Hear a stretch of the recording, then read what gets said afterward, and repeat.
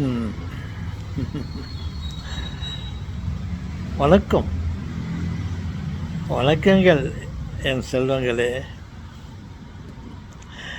ஆறு மனமே ஆறு,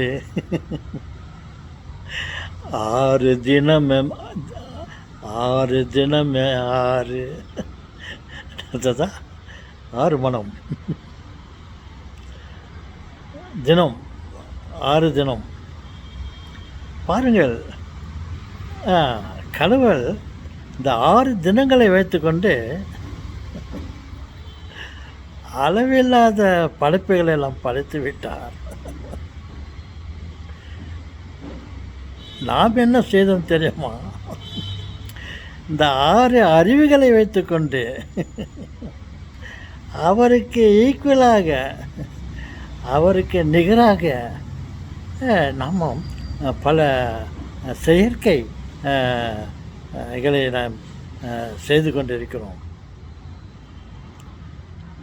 6 தினங்களை பயன்படுத்தி கொண்டு உலகத்தில் உள்ளதையும் படைத்தார். மனிதன் 6 அறிவுகளை வைத்து இதே உலகத்தில் நாம் நமக்கு தேவையானதை நாம் படைத்து கொள்ளலாம் என்று அவன் படைத்து கொண்டான்.